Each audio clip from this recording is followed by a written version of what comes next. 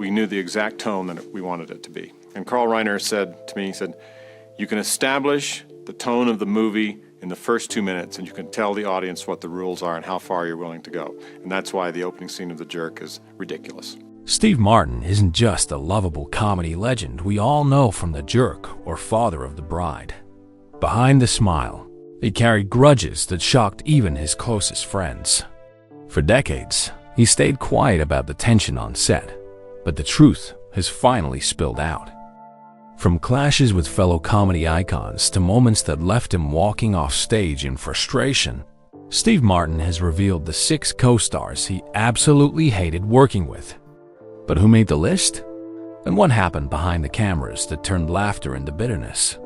Stay tuned, because these stories aren't just Hollywood gossip. They're proof that even the funniest man in showbiz had his breaking point. And before we dive in, don't forget to hit subscribe for more untold Hollywood stories that you won't see anywhere else. On the surface, Three Amigos looked like a dream project. 3 comedy legends, Steve Martin, Chevy Chase, and Martin short-sharing the screen in a Western farce that audiences still remember fondly. The chemistry on screen was electric. 3 bumbling silent film actors caught in a showdown that felt both ridiculous and unforgettable. But the laughs that seemed so effortless on camera masked a very different story behind the scenes. Steve Martin came into the project with his usual discipline. He had co-written the script, rehearsed every beat, and believed in sticking to the rhythm that made comedy land perfectly. To him, humor wasn't just about cracking jokes. It was about precision, timing, and respecting the structure that had been so carefully built. Chevy Chase, however, played by entirely different rules.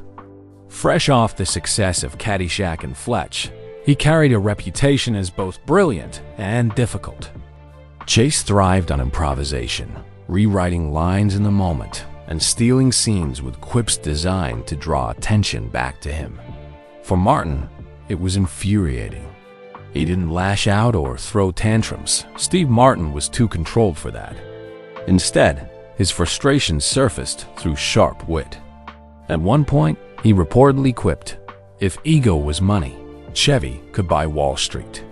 Delivered with a smile, but everyone on set knew there was a bitter truth behind the joke. Martin Short often stepped in as the peacemaker, but even he couldn't bridge the divide. By the end of filming, Martin had made a quiet decision. This would be the last time he ever worked with Chevy Chase. Hollywood could have easily paired them up again, but Martin turned down every chance.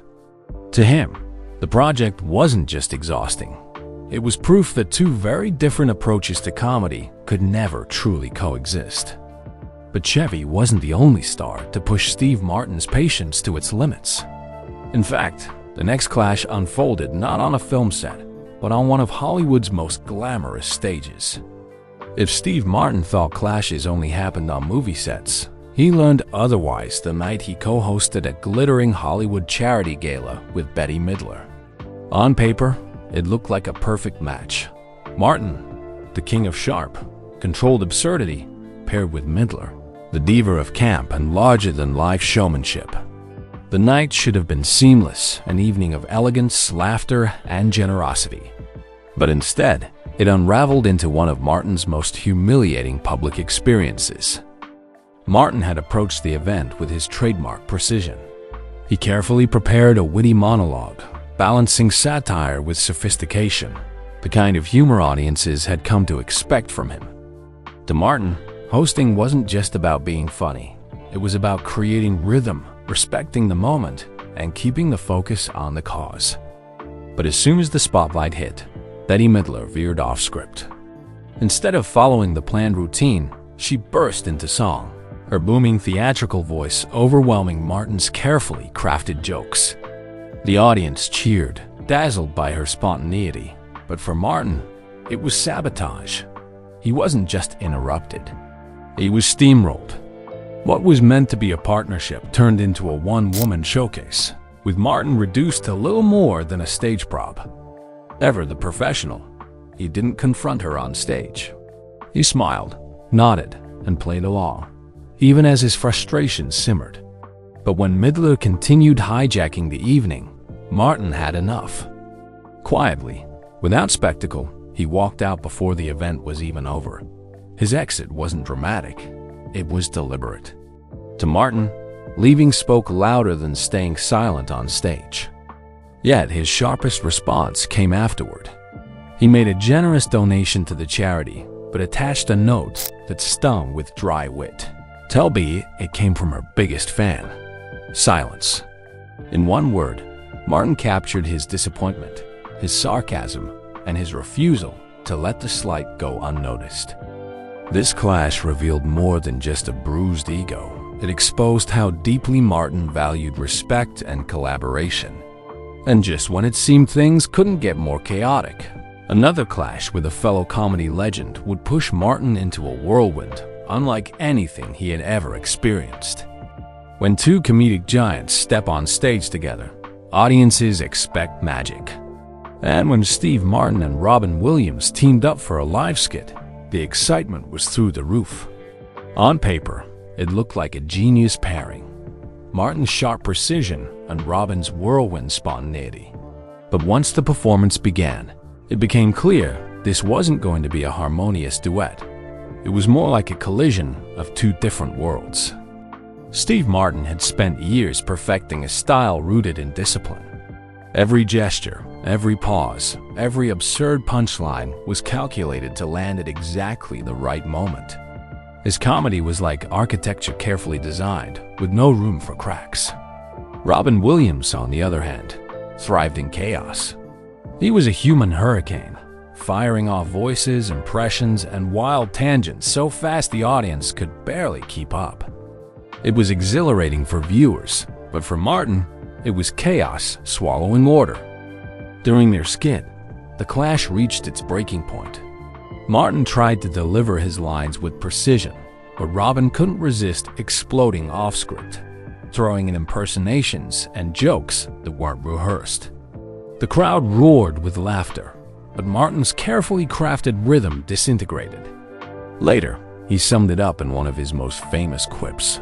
Performing with Robin is like reading poetry on a roller coaster. It wasn't meant as an insult. It was an honest reflection of the disorientation he felt trying to keep pace with Williams' storm of energy. Despite the chaos, Martin respected Robin deeply. He admired his genius, his ability to spin comedy from nothing, his unique spark that no one else could replicate. But admiration didn't mean compatibility. Both men quietly agreed never to work together again. The respect remained, but collaboration was off the table. This clash wasn't about anger or grudges. It was about two completely opposite approaches to comedy that could never align. And if Robin Williams was a whirlwind that left Martin dizzy, his next co-star would frustrate him in a quieter but equally painful way. On screen, Steve Martin and Goldie Hawn looked like a comedy match made in heaven. Their 1992 film House Sitter had all the charm audiences crave: playful banter, quirky romance, and chemistry that seemed effortless. To viewers, it was proof that Martin and Hawn were destined to become one of Hollywood's golden pairings. But behind the cameras, the reality was far less enchanting. Steve Martin approached the film the way he approached every project, with discipline. He arrived early, script in hand, ready to rehearse and deliver every beat with precision. To him, comedy was timing, and timing demanded preparation. Goldie Hawn, however, thrived on spontaneity. Known for her bubbly charisma and improvisational instincts, she preferred to keep things loose. On set, she often arrived late, breezing in with the kind of confidence only a superstar could pull off, then throwing in ad-libbed lines and gestures that weren't in the script. For audiences, that looseness added to her charm.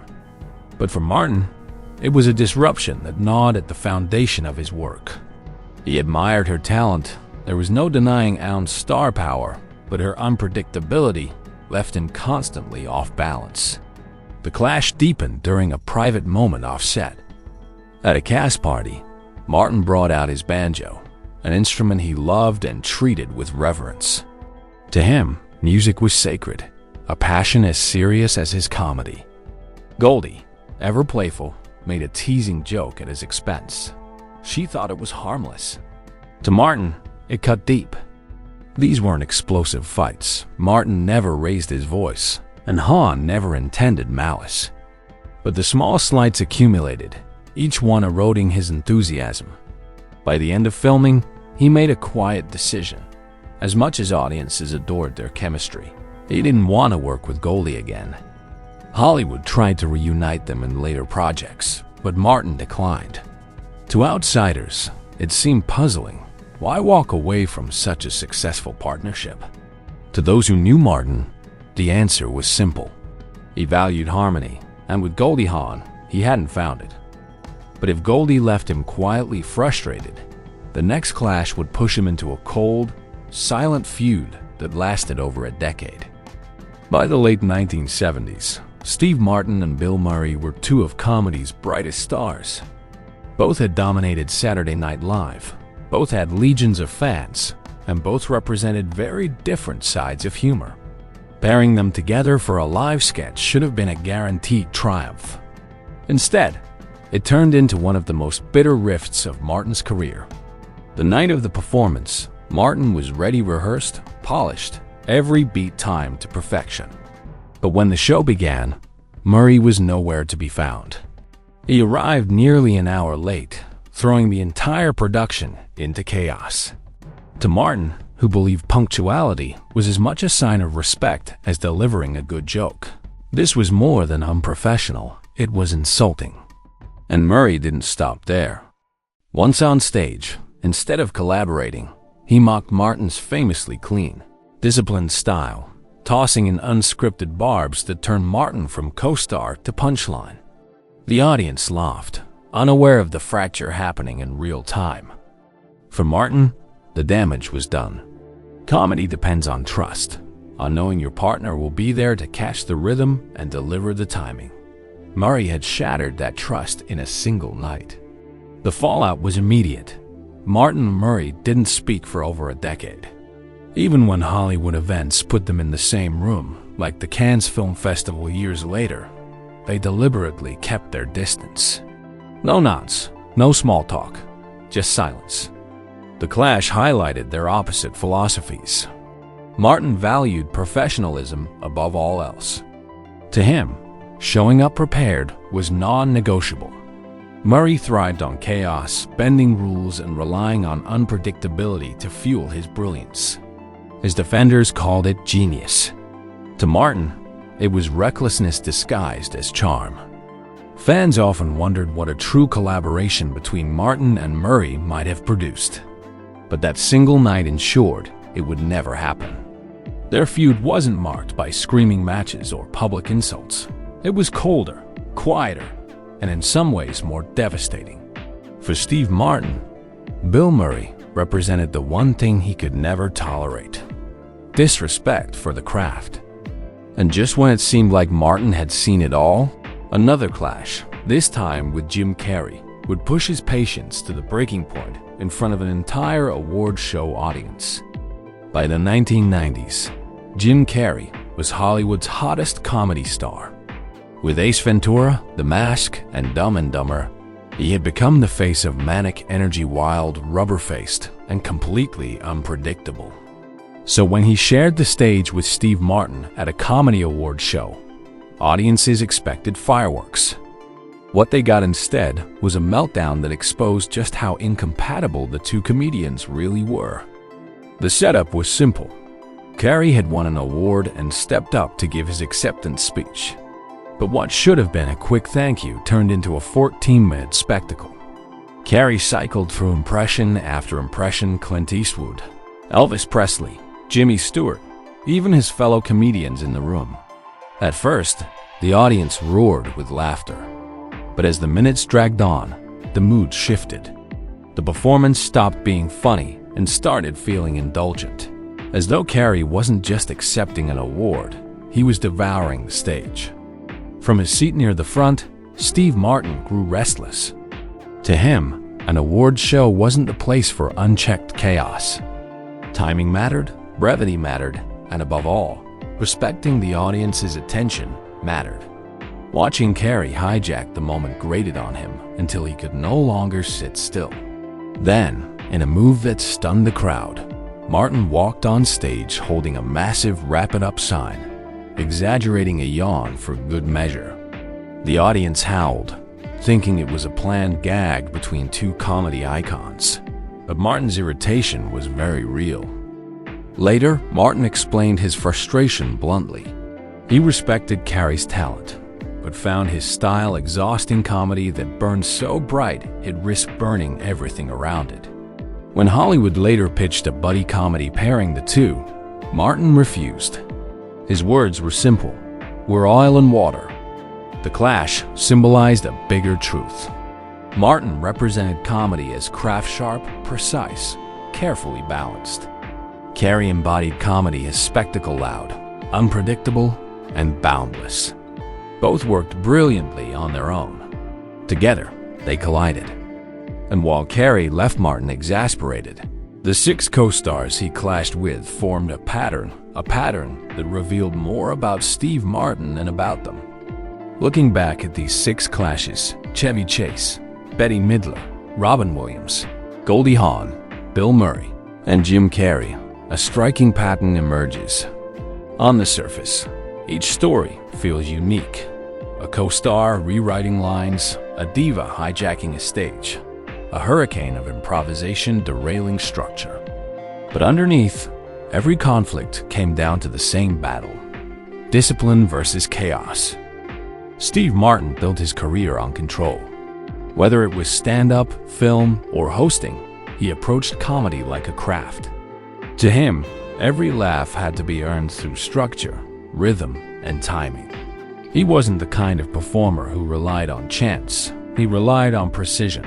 That discipline gave his comedy longevity. It's why his absurdist style, so carefully honed, still holds up decades later. The co-stars who clashed with him often represented the opposite. Chevy Chase, Bill Murray, Robin Williams, Jim Carrey all thrived on unpredictability. They thrived on bending rules, breaking scripts, and chasing laughs in the moment, no matter the cost. Bette Midler and Goldie Hawn didn't see chaos as a problem. They saw it as charisma, a way to command attention.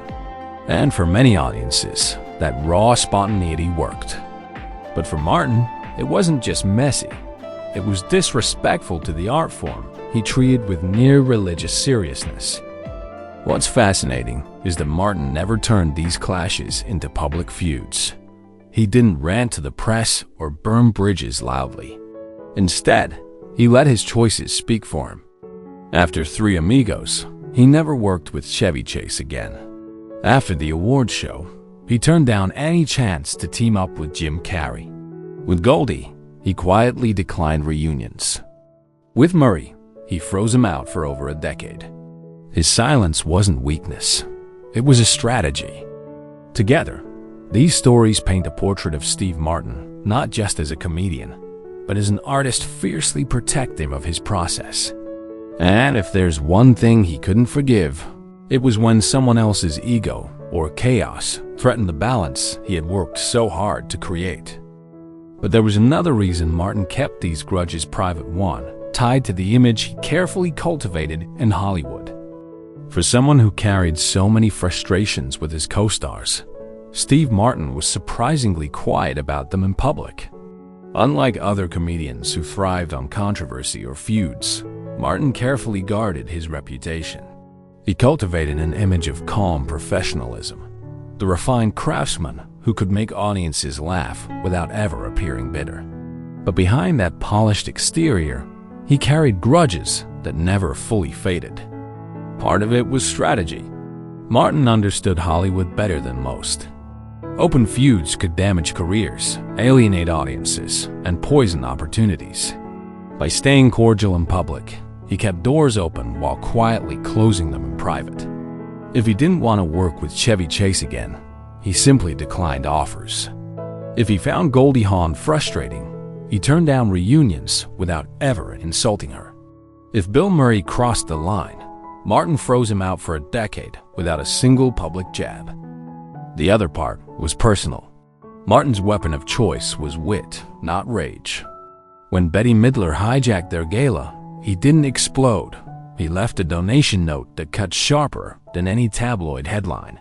Tell me it came from her biggest fan: silence. When Robin Williams overwhelmed him on stage, he summed it up with poetry. Performing with Robin is like reading poetry on a roller coaster. These weren't angry rants. They were dry, devastating truths, wrapped in humor only Martin could deliver. And it worked.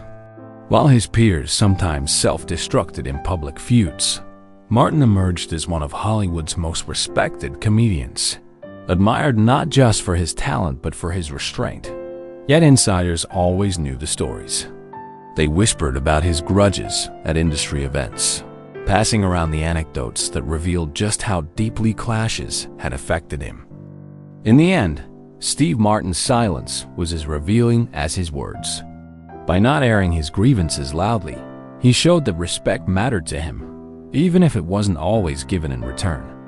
And those quiet decisions, those unspoken lines in the sand, shaped the legacy of a man who could make millions laugh while keeping his sharpest truths hidden until years later. Steve Martin may be remembered as one of comedy's most disciplined craftsmen, but the grudges he carried tell another story. From Chevy Chase's ego-driven improvisations to Jim Carrey's unchecked chaos, from Bette Midler's show-stealing theatrics to Bill Murray's late-night betrayal, Martin faced co-stars who pushed his patience to the limit. Even with Goldie Hawn's playful slides and Robin Williams' overwhelming energy, the pattern was clear. Martin's devotion to structure clashed with performers who thrived on spontaneity. Yet what makes these revelations so fascinating isn't just the tension, it's how Martin handled it.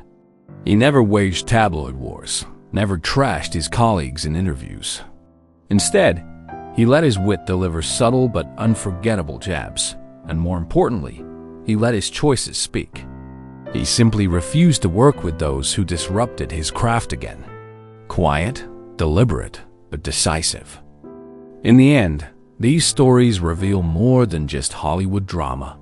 They highlight the eternal divide in comedy itself: order versus chaos, discipline versus instinct. And Steve Martin stood firmly on one side, unwilling to compromise his art, even for the biggest names in the industry. So, what do you think? Were these co-stars really impossible to work with, or was Martin too uncompromising in his pursuit of perfection?